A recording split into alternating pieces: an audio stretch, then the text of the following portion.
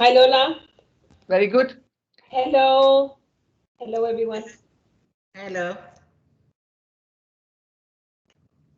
Chris, would you start?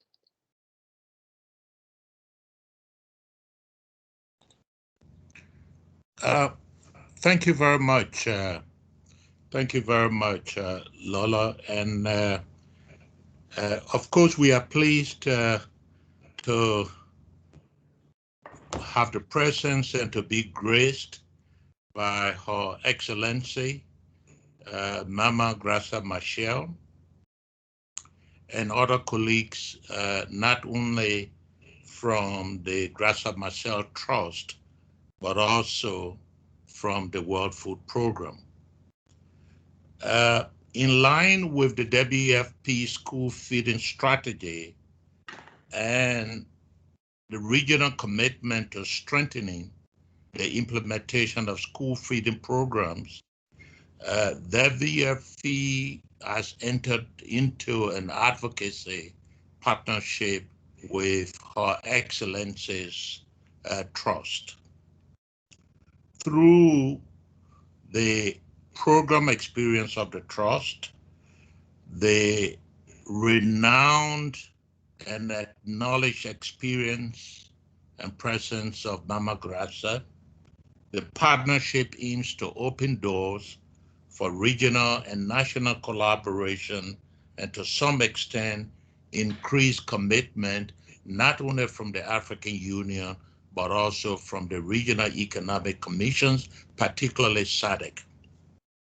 So today's roundtable will actually give an opportunity for us to talk, for us to have a dialogue or discussion between WFP and the Graça Machel Trust at the management level in order to be able to identify some key areas for collaboration. So without much ado, I'd like to turn to the Regional Director of WFP, Lola Castro, who will introduce today's discussion and also make some opening remarks. That will be followed by a global update by WFP's School-Based Programming Division Director Carmen, and then we will start an exchange of some views, mainly to hear from Mrs. Machel. So over to you, Lola. Yeah, thank you very much. And really a great pleasure to be today on the table with Mama Graça and all the colleagues from the Graça Machel Trust. And thanks again, Carmen, and all the team there. Mama Graça, thanks for your time. We know it's very valuable, and we'll try to be very efficient in the use of your time. And I don't want to say too much. I just want to say that the World Food Program has been over many years working on school feeding, and now we have a global and a regional strategy. And your contribution, Mama Graça and the Graça Machel Trust, will be essential to make that school feeding strategy in Southern Africa, but also in the whole continent and beyond, relevant and increase the participation of both governments and all actors to ensure we will carry on together this role and duty to make sure that the children not only stay at school, but the big challenge we have now, children come back to school. After COVID-19, we have seen the huge challenge that many children are out of school, and we are having a big question mark. When are they going to come back? So school meals can be, as we all know, a powerful tool to bring them back and to ensure that they concentrate, that they can be concentrating and also learning as they are not having an empty stomach, but also a tool of ensuring that the governments expand the social protection by providing these school meals, but also as we go into the Food System Summit. And we know, Mama Graça, you have been very involved in Southern Africa and beyond the region as main actor or putting the Food System Summit as a very important piece of the global agenda. How the school meals bring a lot of actors together: agriculture, social protection, education, health, nutrition, all together in the school meals. How we can work with women and smallholder farmers of our region and to link them to the markets, and that market can be the schools. The schools where the children are learning and the community is providing all their assets by producing and selling and letting the women also be empowered, further empowered. So basically a win-win situation to have this discussion. I will not say more, but just to say that we have on the table our teams from all the region, and they would like to really keep on going, move further, and really make sure that they link with the governments and the SADC and the African Union work more with WFP and all the actors to expand the school feeding, to ensure school feeding becomes a big priority all around the region and the continent. So I will leave it there because Carmen will give us the global agenda. And then what we would like mostly is to hear from you, Mama Graça, and to hear how you will help us to engage and to disseminate this agenda. So let me leave it there, Chris, and over to you back. Thank you, Lola, and over to you, Carmen. Well, thank you very much, and thank you, Lola. But it's an honor, Your Excellency, to finally meet you. I've been a fan of your work for many years, and as Lola knows, I'm kind of the big cheerleader of school feeding in WFP, and you are one of my heroes in the work that you've done for kids all around the world. So it's an honor really to meet you virtually. Lola and the team have asked me to give a brief update of what is happening globally, and I think it's really an important thing to make sure that you are briefed because as Lola was mentioning, one of the things that we started seeing last year was that the pandemic and the impact of school closures on children was catastrophic, as you know, and we know that you're a big champion of this together with Gordon Brown and others. But the school closures impacted children not just in not having access to schools, but we calculated last year that 370 million children lost access to meals in the middle of the pandemic. Now, this morning, I actually asked my team to look at what the numbers are looking like right now. 200 million children still don't have access to meals this year. So the crisis is still huge. We have a disproportionate amount of poor children coming from vulnerable households that still don't have access to those meals that they were having access to before. And really, the tragedy of all of this is that before the pandemic hit, the expansion of school feeding programs had been historic. And in Africa specifically, since 2013, Africa had doubled the amount of children that were receiving school meals programs. In 2013, we had something like 35 million children in Africa receiving school meals. And in 2020, before the pandemic hit, that number reached about 80 million, 80. So almost, doubled the amount of kids. We were seeing governments invest in these programs. We had seen the amount of governments also making sure that this was part of their policies go up. In 2013, only 20% of African countries had a school feeding policy. That figure has jumped to about 80% before the pandemic. So this was a safety net that was expanding. It was a really big success story. And then COVID hit and smashed it all, basically destroyed access to this safety net. And the other tragedy is that this is the largest social assistance program for children in the world. There is no other safety net as extensive as school feeding is in high income, low income, middle income countries across the board. And so losing access to this vital safety net has impacted children all across the world. I have to say that very much to our satisfaction, to our relief, the education sector has seen this as a real priority. And we've been working with UNESCO, with UNICEF, with FAO, with the Global Partnership on Education, with Gordon Brown and the Education Commission, to really look at this issue and make it a priority for the education sector moving forward. And it has finally come, the moment has come that the education sector, I think, has recognized that this is a really important issue.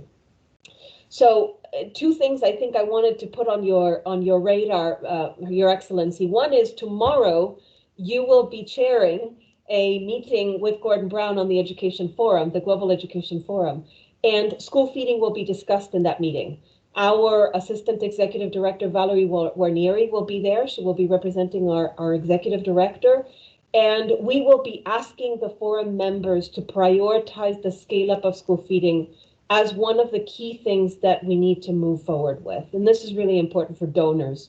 We need them to continue to support this particular issue. So I just wanted to highlight that because I will meet you tomorrow as well in that meeting. I will have that pleasure 2 days in a row.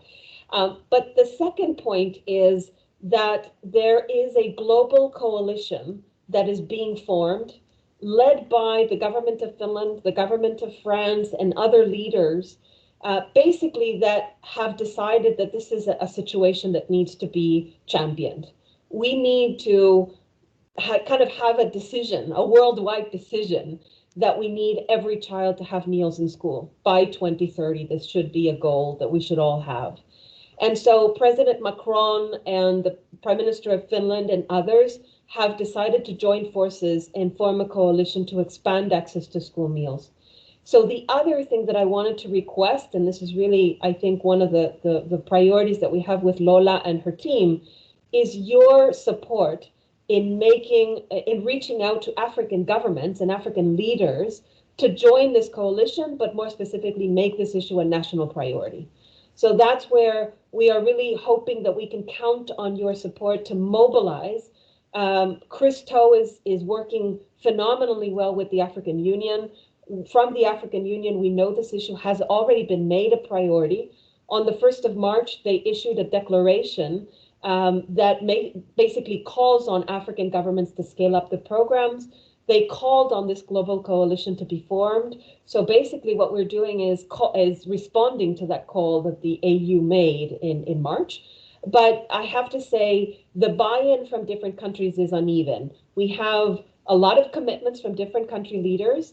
And in the region, for example, Madagascar, I think, is one of the governments that have really leaned into this agenda. South Africa, certainly a leader already in the continent, Malawi and others. But we need an injection of political vitamins here, and we think you are our main vitamin. So our request to you is please help us to bring leaders on board into that coalition. I think those are my main messages, Lola. Over to you or to Chris. Thank you, Carmen. That's great. Chris, over to you. Thank you very much, Carmen, and thanks, Lola. Just before we have the opportunity to hear from Mama Graça, I just wanted to assure her, or in a form reassure her, that WFP at all levels of the organization, whether it's at headquarters level, at the regional bureau level, or even at the country's office level, is quite committed to advocating and specifically implementing the decision of the African Union Assembly to make homegrown school feeding an important program in Africa. The recent report that we issued, which was the African Union Biennial Report on Homegrown School Feeding, showed that African governments have started to actually invest in school feeding. Yes, they need to do more, but they have started to demonstrate ownership and leadership. And during the recent celebration on the 1st of March, this was clearly demonstrated. We are hoping that sometime during this year, we will have follow-up discussions on increasing political engagement, as well as some technical discussions to lay out the evidence as to why homegrown school feeding is important, not only for economic growth and development, but also for nutrition, for health, for education, and a range of other development focus areas. So we are very happy that you are here. And maybe I could start off, Mama Graça, with the first question. And of course, it's up to you how you want to answer it. So from your point of view and based on your own experience, what do you see as the role and probably the importance of homegrown school feeding, not only to human capital development and agriculture, but also to a range of other economic development areas? How important is homegrown school feeding to you, Your Excellency? Thank you. Thank you so much. Thank you, Lola. Thank you, Carmen. Thank you, Chris.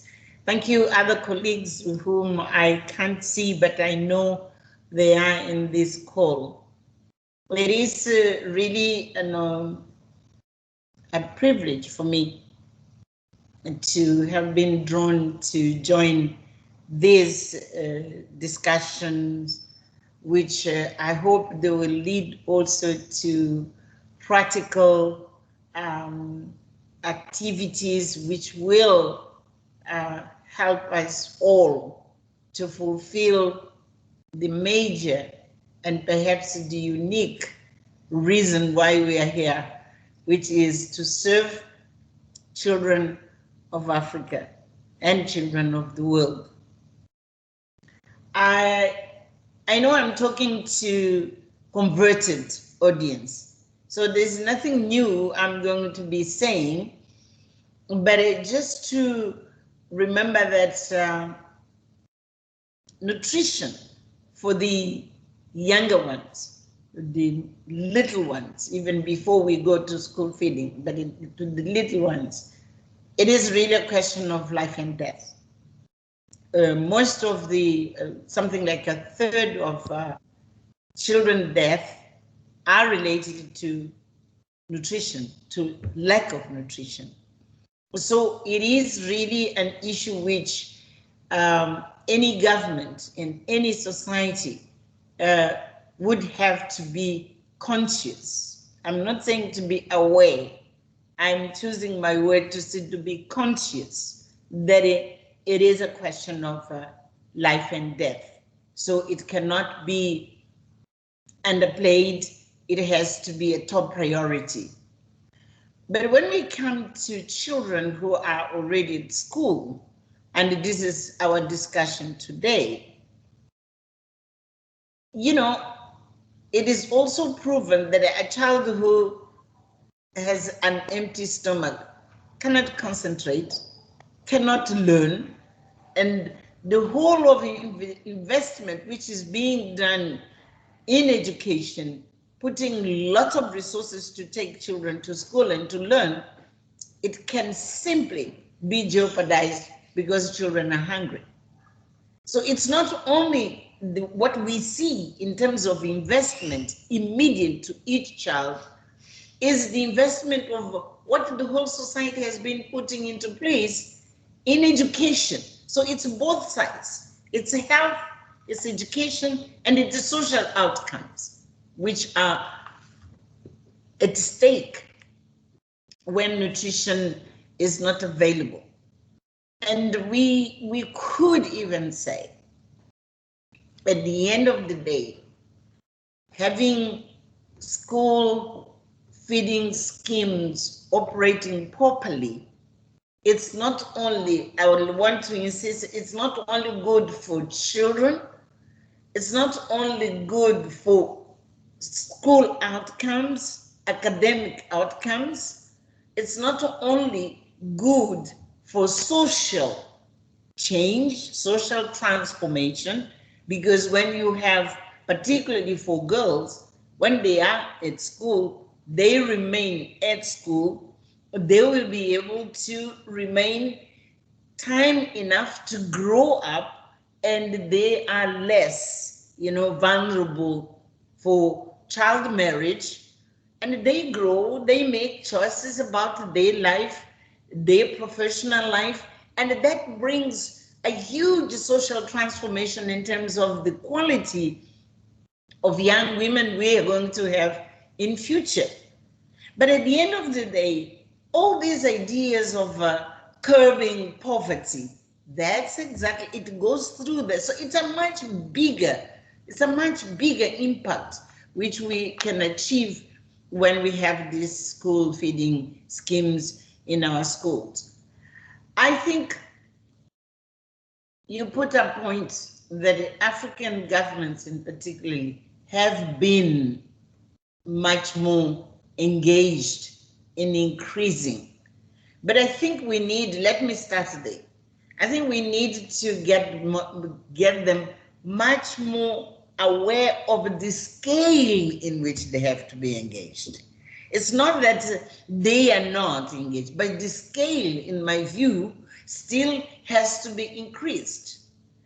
And not only the scale, but importantly, to keep those multi-sectoral approaches which require that it's not only agriculture. Yes, it is agriculture. We need food, but we need water. And now with COVID, it has become much clearer than any other time. We need infrastructure, which is closer to where children are living so that they will have access to. But we need also to make sure that health issues will be attended to. So again, it is an ecosystem which are being served when school feeding programs are there. You mentioned quite clearly that this is the largest assistance program which is given to children across the globe. When we talk about, social protection in many other aspects, it goes through that as well. So I think to make my point is we need to package this message much better to government. We know it, but I'm not so sure whether governments are really having in front of them, if necessary, even graphically, if you like, to show the impact of school feeding programs, not only in human capital, we said economy, in social, and even in reducing extreme poverty. And that has to be clearly articulated, in my view, for governments. The second thing I wanted to mention is that allocation of resources, particularly national budgets, is still, lower than the magnitude of the issue we want to address. So we need to say to governments, well done, you started, but the magnitude is much bigger, and given the gains which you are going to have in many other sectors, then you need to scale up. Your investment in school feeding programs. We can also indicate that, sometimes the institutional framework in which these programs have to be run lack a little bit of attention. It's important to strengthen, the whole system, which you can call it, it's logistical, but it's also of monitoring and evaluating the quality of food which is available. So I think we are talking about consciousness, yes, we are talking about seeing very clearly the gains which we have, but also increasing the budget and improving the institutional framework, in my view. Now, I will insist more on the country level. Why? Because at the end of the day, you can have a very good resolution of African Union. You can have a good coordination at the regional level, but it is at a country level where the real change has to happen, because that's where the children are in each one of our countries. So I think it's important to strengthen the approach on the focus at the national level, to see how then the implementation can be much more efficient. Having said this, I wanted also to indicate that I believe that we are still, oral tradition societies. So in times of reconstruction after COVID, or we are now, fortunately, we seem to be getting out of COVID. We need to regroup, and we need to find ways of bringing all the stakeholders together. If you can use, the virtual means, fine, but we need to talk to one another. It's not enough, to send a very beautiful graphic explanation of what it means. People need to feel engaged. We are still societies where we give a lot of value to eye-to-eye discussion, in which you say, it is about your responsibility to the children of this continent, and we can together. So my suggestion would be, particularly in selected countries, to have this kind of discussion we're having with stakeholders at a country level, to remind them that yes, they had made progress, before COVID, and now that progress has been eroded. Now we have to take the opportunity of regrouping, of reorienting our resources, and also strengthening partnerships at a national level. So bring the ministers of finances, bring the ministers of agriculture, bring the ministers, you know what I mean?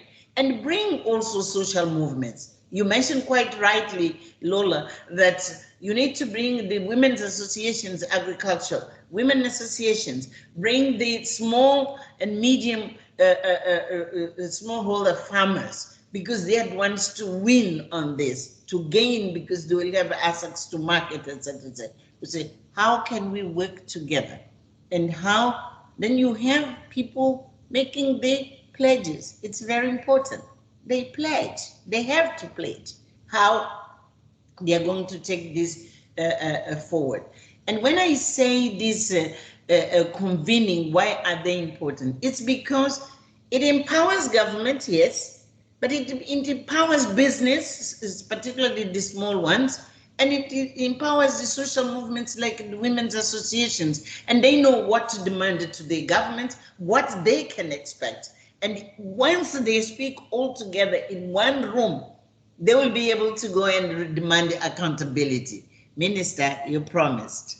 Minister, you said this. So I want to suggest that as a practical way of going forward, perhaps selecting a few countries in which we have a sort of a face-to-face debate on this. You asked me also about the regional approach. Let me take particularly the Southern Africa region. It's absolutely crucial that there is a sort of a regional strategy. I'm not saying policy, I'm saying strategy, which goes to the detail of saying which countries are in a position to produce food, to distribute them so that you'll share with other countries which for climate reasons, they can't produce enough. You can't expect a country like Botswana, but Botswana can buy food, can receive food from Zambia, from Zimbabwe, from Mozambique and others. But there's no really very articulate kind of strategies of how to feed our citizens and particularly our young people at the regional level. There is policies which are scattered out there, but to tie up a strategy in which it's my responsibility. And then it is also important because you will see I have access to market, and it will make possible the so-called Africa trade agreements as well. So there are lots of gains which have to be we woven at a regional level to make sure that we have sufficient food, but also we distribute it for all children in the region, on all families in the region, and then we have better outcomes. But what I feel to me is that governments regionally, they do have policies, but they don't have strategies, which are very much detailed. And I think we should see how, for instance, we take advantage of the regional meetings which they have, and then to make a presentation in which sometimes you need really to be graphic and to show where are the flows of food, why we are not being able to feed each other. And then you have, I don't want to go into that because it can be too long. Sometimes some countries are busy exporting food from their countries instead of feeding the neighbors, you know. And while the neighbors will import food from Pakistan, they will, you see what I'm trying to say? So these strategies is really trying to say, you gain, you are close to one another, and you have then the social and the economic impact we have been talking about. But your question, because I don't want to be long, you can ask me if there's anything I didn't touch. Your question is, what can we as the Graça Machel Trust do? You know, we have started already a program of bringing Eastern and Southern Africa countries in which we have this budget, you know, analysis, and we go to each country to show this is your face as far as the budget you are putting for nutrition. That is an experience which we can expand and open up, not to talk only of nutrition, but to talk of production and sustainability of the food scheme programs. So we have already connection with governments. At least we have annual reports which are going to at least for 9 countries. So that experience can help us to perfection a little bit how we improve the messaging and how then we continue to build the relationship with the countries and using our networks. But personally, because I think that's also what you wanted me to respond to. And Carmen was just mentioning, well, I happen to be fortunate. I am in different fora in which I can raise my voice with the right, messaging. And Carmen was saying tomorrow, I'm attending this global education forum. Yes, it is. We are talking of how then to reach the G7, the G20, all those big shots who are making lots of noise about allocation of resources for the post-COVID era, no? But they are not putting really resources where they are saying they intend to. We are talking of, for instance, in September, we are going to have the summit, the UN summit on food systems, etc. We are talking of the scale up nutrition for growth in December in Tokyo. These are global fora in which we can also have our voice to be listened to. I'm not going to promise much. I'm a human being and I have my limitations. But if we strategically decide where and when it is crucial for me to take this message forward, of course, you know me, it's my passion and it's my life. So I'll be very, very happy to do so. But I just wanted to end up saying people like Gordon Brown, and the assets he has, and also because Gordon in essence he is a financial person. He engineers situation. We need to give him clarity in terms of how to engineer this so that it's not translated only in terms of message, but the how and where the money can come from, because that's where he's extremely good at, and he is talented to help us to do so. So I was too long perhaps, But if there is any other thing you want me to add, is to just to say, I'm with you, and I understand the importance of this, and we should take advantage of the reconstruction. Some people, they call it bringing back and building back, whatever what is it is. Put the face of children.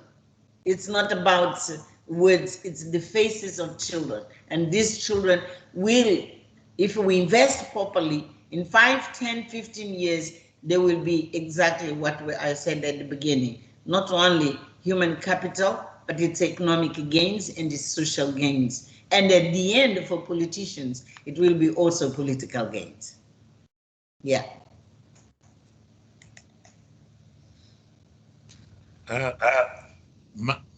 Mama Gracia, thank you very much for a wonderful response, which I think maybe already answers even my second question. So which had to do with what you see as the role of our regional economic commissions like SADC and other types of national. I think you have answered that very well. So maybe before we go further into the discussion, let me see if Lola wants to make a few comments. Yeah, I mean, yeah, thank you, Mama Graça. That was outstanding. I mean, you said it all. So thanks a lot. Muito obrigado ainda. But let me tell you that you have put very clear lines on what is happening and what is the problem. I mean, governments that are not investing enough in education and in school meals and in other social activities because simply they don't have fiscal space now. Big problem. And as you say, the Build Back Better or the reconstruction is going to be a very steep curve. So excellent what you offer. Also, I think you put us on to work because we need to demonstrate, we need to have the cost-benefit analysis. If you are a government and you invest $1 in school meals, what is your return? And in fact, we have some evidence from the region. In Malawi, we discovered that $1 brings $20 return, productivity, et cetera, et cetera. So we should be doing that job and putting those numbers for you to help us to put it in front of the leaders of the region and the continent and the world and telling them, look, investing is now is your future, as you very well said. And lastly, I will say that in this region in Southern Africa, we have around 11 million school children who receive school meals in one way or another. It is either through government systems, through charity, through NGOs, through welfare program with the government, etc.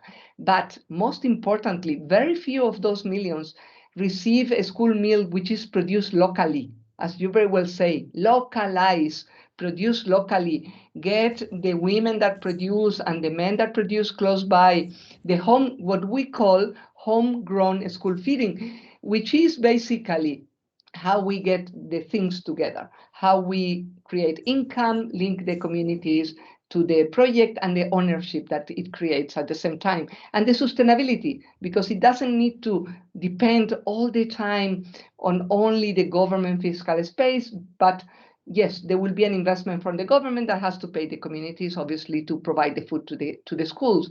But it creates many more economic investment and achievements as we do. So really in this region, we like to push that agenda, the homegrown school feeding, the linkage, as you very well say.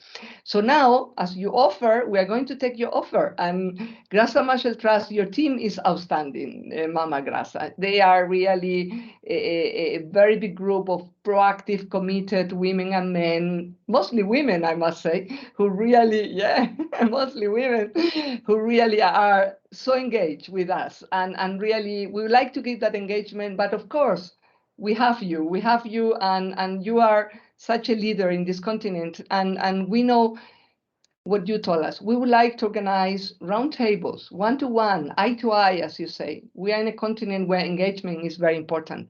When people can talk in the computer, but at the end we're talking to a machine. When we talk to a person, it's different. We make a commitment that will stay forever, and we will commit. So we need you to come together with us for the leaders of the continent. When we get together, either be Maputo, Gaborone, or be Dar es Salaam, or be Maseru, to be together with the leaders. You know, there are many other leaders very engaged. The king of Lesotho is a leader on nutrition.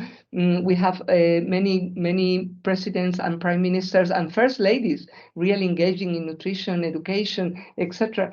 We need to come with you and talk to the Minister of Finance and others and get together. The SADC meetings, we have been engaging with Dr. Tax a lot, and we have in fact an MOU with the SADC, but to bring it and to ground it, it will be great if she will invite you and us to have a dialogue with the ministers and the presidents on this, on education, on school meals, on how to bring the agenda up, how to invest, how to really put the money where the future is, the children, the human capital investment that has to happen now.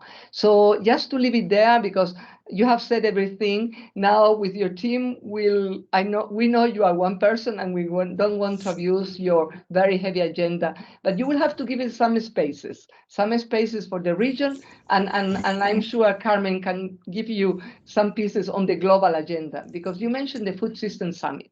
And we really do believe that the Food System Summit is a huge entry point for this. School meals in the center of a multi-sectoral approach. And that's it, sustainable food systems. And really, you said it all, but Carmen maybe wants to add something in this one.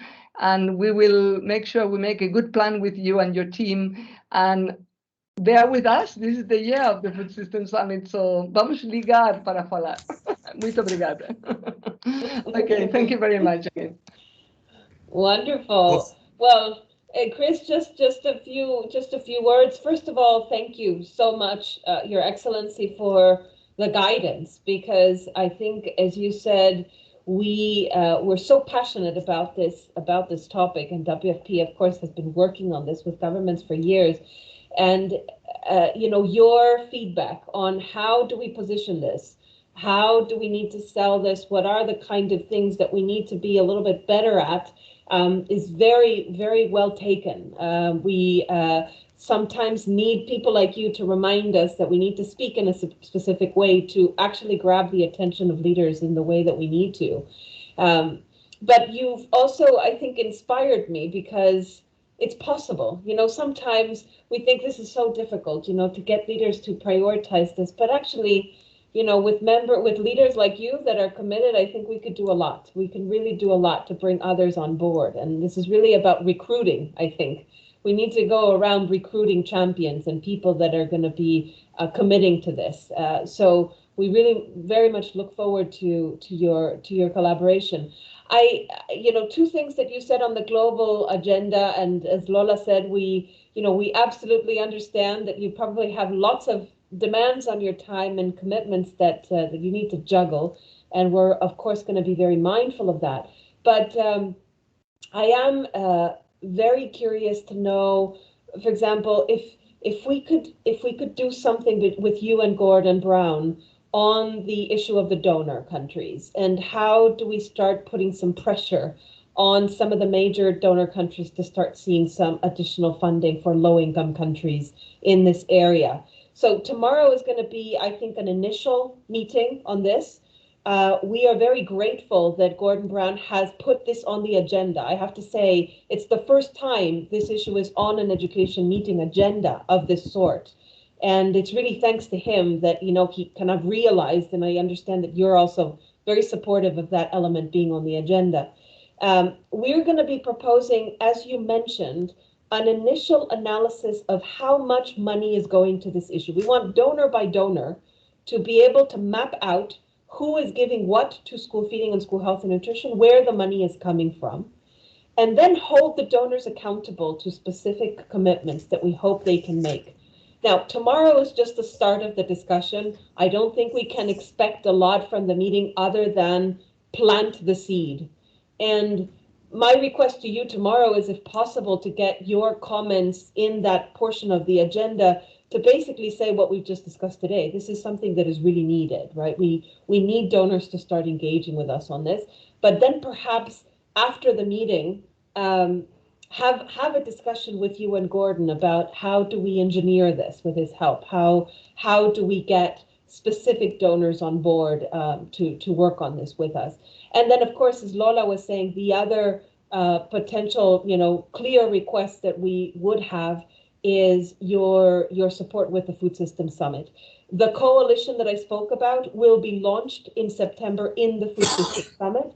We have already discussed with Amina Mohammed, and our expectation is that a big, broad 10-year call to action on the expansion of school feeding programs would probably be one of the largest outcomes of the summit, and probably one of the largest action items of the summit, that this is something we all want to achieve.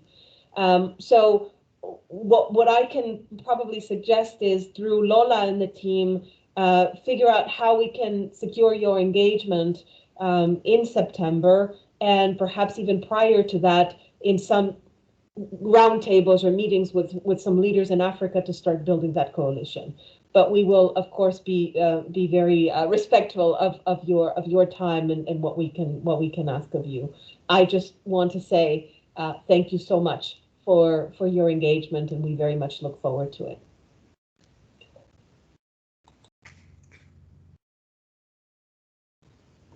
You are on mute, Mama Graça. Oh, sorry. Yeah, I have been already allocated a slot to talk on teachers, but not on food. So I'm not so sure. I see how it works, because we have a long agenda, and we have distributed kind of responsibilities amidst the co-chairs. As you know, I'm one of the co-chairs, and what is my task tomorrow is about teachers training and upgrading the quality of teachers, because of all the reasons you can think of. So I'm not so sure whether I will have that slot tomorrow during the meeting, but I can assure you, Carmen, that we discussed that agenda, with Gordon before. We had a one-to-one discussion. So we agreed, and it's not anything which we still have to negotiate. But when you say, perhaps after the meeting, if I'm not able to have a slot to comment during the meeting, we can, continue to engage in terms of strategizing a targeted, leaders we need to approach to get, their commitment, so that then we can follow also with the accountability mechanism. That can be done. The second thing I wanted to say is that I'm not so sure whether I'll be going to New York for the UN summit, because I don't know how I'll be able to travel or not travel. But what I can assure you is, in preparation of the summit, if we tie up, commitments from certain countries or certain institutions before the summit is going to stamp, what has been already discussed. So I might be, to be honest with you, because the summits are also for heads of states, heads of government, etc., etc. We small people, we don't have much space there. But where is important, I think, it's all along the process of preparation, one, and then after the summit. Now to follow the money, where the money is coming from, to follow the commitments. So I think I am probably much more useful to our common cause during the preparation and even after the summit itself. Because I know at the summit, everybody is going to say the right thing. You know how is it? They say the right thing. But what is important is how, from the saying the right thing, you do the right thing. That's where the secret is. And that's where we need to be much more. But I'm with you. So I will try tomorrow if I can. But even if I don't make that commitment, don't worry, because the agenda has been agreed, and we talked, and we identify already some of the leaders we have to be talking to. And you have my contacts, Lola and yourself, you have my contacts. So if there is anything between now and September, I'm here. No, really good. If I may, Mama Graça, this is great because, you know, our teams who are hearing you here, they are working very closely with each government in the region, in this region and in other region, to prepare the food system summit. So there is where there is also big opportunities, and this is happening all over the world. So to put this item in the agenda of those discussions at regional level, etc., as I said, we will also talk to Madam Tax and try to bring it to the SADC meetings, and then also to have it very clearly in any engagement that we have in the region, be Maputo, be Harare, be Dar, be Kinshasa. Also, President Tshisekedi, with whom we met very recently with our executive director, David Beasley, in Kinshasa, he said that the country is really committed on education and on school meals. So President Tshisekedi now presiding the African Union is another very big actor. Maybe we will see. We know these days traveling with COVID is not simple. Myself, I've been in 6 countries over the last 3 weeks, had 11 PCRs. I like that number. And I tell you, it's difficult, but we can make things happen across the region very easily. So really great. Thank you for your offer for all the regional and global aspect as you are telling us. Really, thank you very much. And we count on you.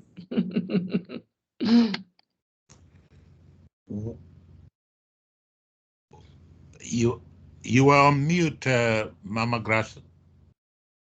You are on mute. Engage in food production. It is also part of my agenda. I mean, the empowerment of rural women to be engaged in this. So it's also in my self-interest. I'm disclosing here so that. Okay, I'm sorry, Chris, I interrupted you. No problem. You know, this is your event, and I think we are open to however you want to do it. We've been talking now for about an hour. Lola, I think we've gotten almost everything done. Do you wish us to go further, or can I maybe do a quick summary and then we can close the roundtable? I think this is excellent. Let's not abuse Mama Graça's time. She has given us not only her time today, but the future time. Muito obrigada. And we will make a plan. I think there is quite a lot that have come out. So maybe, Chris, you can close accordingly and ask Mama Graça if she has any other comments to make. If anybody in the team wants to comment, they can use the chat as well from Graça Machel Trust, from the headquarters and everybody, and we will be documenting those comments and follow up. So thank you, Chris, over to you. Okay, thank you very much, Lola. All I wanted to do very quickly over a minute or two is to reiterate the key points that were made by Mama Graça. One, that nutrition is life and death, particularly for children even before they enter schools, and should therefore be a priority for governments. I think that was her opening statement, which is very important. The second point was that children cannot learn on empty stomachs. There's need for investment in education, including nutrition. And that investment is good, not only for education and social outcomes, but to even eliminate poverty, that investment is necessary. On the issue of African governments, Mama Graça indicated that the need to scale up, increase their involvement in homegrown school feeding. And she laid out 4 or 5 ways in which they can increase that involvement. One, they need to invest in the ecosystem, including infrastructure. They need to scale up or strengthen their institutional frameworks, including monitoring and evaluation of the quality of these institutional frameworks and their programs. She called for strengthening implementation approach, particularly at the national level, at the country level. And she also indicated there is a need to engage, to convene various stakeholders, not only ministers, but also women groups, civil societies, and others.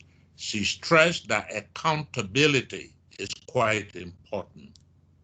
And on the regional aspect, she stressed the need for a regional strategy, not just policies. She indicated countries have policies, there might even be regional policies, but now you need a regional strategy to facilitate, to ensure food security, availability of food, access to food in each and every country, especially to those groups that need to have access to this food.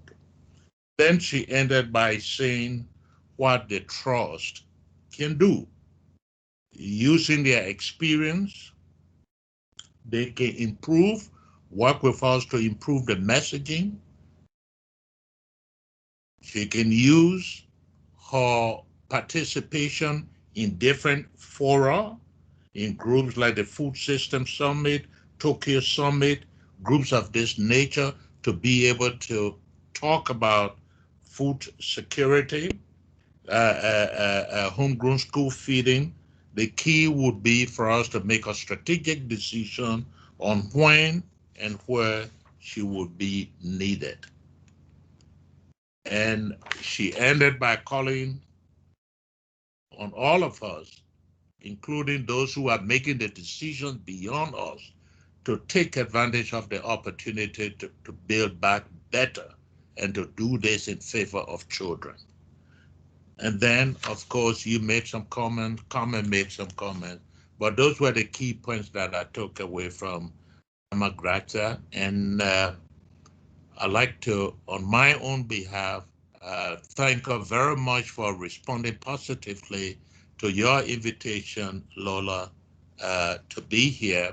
So before I end this, maybe is there a word from you, Mama Graça, to probably end this roundtable? One last word of wisdom? I'm fine. Thank you. Thank you. Thank you very much. Lola, anything from you? No, thank you very much. Let's not abuse Mama Graça's time, and muito obrigada. And thanks to all who has been there, Carmen as well, and Chris. Thank you. Mama Graça, we'll see you soon. Thank you very much, and goodbye, everyone. Thank you. Bye, everybody. Bye, colleagues all over the region. Thank you. Thank you very much. Thank you. Bye-bye. Good afternoon, boa tarde, bon après-midi. Ciao, everybody. Malawi, Merci. Mozambique, Madagascar. Merci, au revoir. Everybody, bye. Thank you. Thank you so Bye. much. Thank you very much. Bye.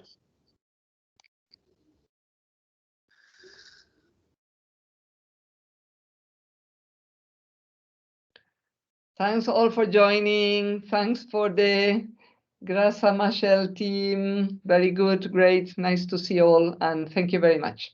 Thanks, Chris, for the sharing. Goodbye.